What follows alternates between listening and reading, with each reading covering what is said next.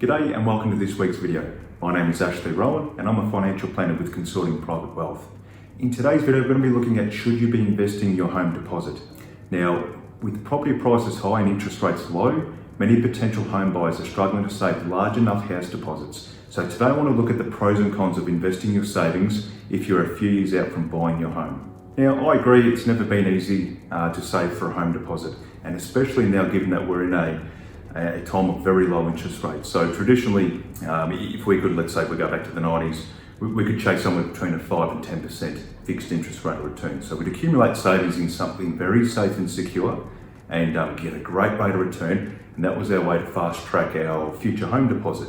So that strategy was very sound without taking on or any risk at all. So as long as you had capacity to, make good decisions regarding your cash flow and budgeting, you had capacity to keep building up your pot or your savings deposit in quite a very effective structure. With these low rates, it's also having the other impact, which is essentially driving up housing prices. So with increased house prices comes the increased amount of deposit that you need to make to make your initial deposit.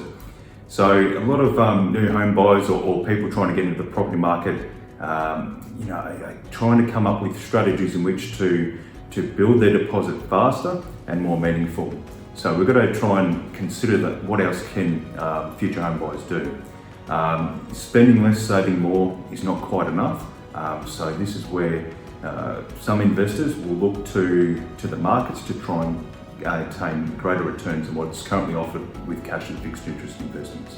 So to earn more than current cash rates, it comes with risks because you're moving your funds from what's considered a safe and secure sector of the market into something that's a little bit more volatile. We'd like to suggest to avoid illiquid investments where this could include unlisted property trusts, for example. So illiquid means trouble accessing your capital at any point in time, having terms in which you may need to wait before capital is accessible.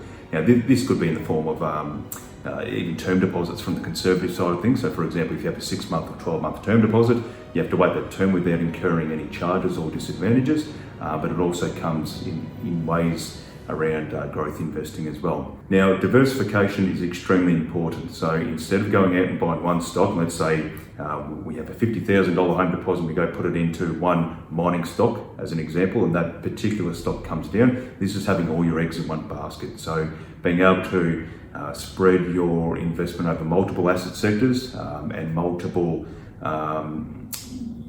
individual sectors within that. So for example, the health industry may have a number of different companies to invest into, the IT space, the energy space. So those are examples of sectors within asset classes. So diversification is extremely important. We will also suggest not to invest all of your savings. So we don't need to put the whole amount into the markets or into growth assets. You may be comfortable investing 50-50 or 75%. We would never suggest to invest the whole lot. It is probably taking on too much of a risk. The longer time frames are definitely better. There can be volatility within any growth investing, and what we found, the longer the duration, it tends to be more consistent and reliable rates of return. So if you've got a short-term time frame, let's say you've got your deposit, you're almost there, and you intend to purchase a house that's going to hit the market in 6 months' time, now's not the time to put that money into growth. Be patient and try and just accumulate in natural methods such as budgeting and saving. Whereas if your time frame's, let's say 5 to 10 years, this is a perfect option for you. Consider the share market. Within the share market, you've got the potential for capital growth, you've got the potential for dividends.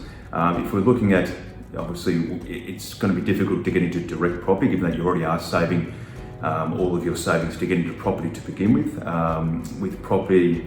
With exposure to the property sector, you can do that via managed funds, and the initial contribution or investment can be quite low, so that may be a good way to get exposure into that asset class. But shares are a very good option as well. Alternatives could include high yielding property funds, like I've just mentioned now, and various forms of fixed interest. So we consider fixed interest as more of the safe conservative, but there is more at risk fixed interest products out there, such as company bonds and government bonds and various forms of cash cash investments. We'd like you to understand your tax outcome. So investing into growth, there's central liability that you'd have tax obligations throughout your investment journey. That could be in the form of receiving dividends. So no doubt you'll be owning these investments in your own name, so the dividends and returns are taxable in your own names as well. So that will just compile on top of your regular salary. So when you lodge your tax return each year, you need to declare that you're earning these dividends. And it could also be in the form of capital gains. So when you decide to redeem your assets in order to come up with the cash to pay your deposit, there's potential for capital gains to be made. So have a chat with your accountant in relation to tax outcomes, and no doubt they'll have some strategies for you to minimise potential tax obligations. We'd love for you to avoid high risk and get rich quick schemes. So you may have had a chat with friends or family, they've made money via this method or that method, and we often hear cryptocurrency getting spoken about in terms of the younger generation, and I think the new one coming through is NFTs. They are very, very risky investments or ways and means in which to make money. I would recommend avoiding that where possible, and if you do like to go and have a bit of a play in that space, I think it is very similar to gambling. Only invest in very marginal, minimal amount. Don't put your entire savings into that asset sector. Don't be surprised if that goes completely. If investing a portion of your home deposit to make it grow a little bit faster than what it is doing now, if that's appealing, definitely go speak to a qualified professional, and they'll be able to sort of develop a strategy that is more suited to your investment needs and objectives, and would definitely take in consideration your appetite for investment risk and recommend suitable products to go along with that. Thanks for watching the video. I hope it was of value.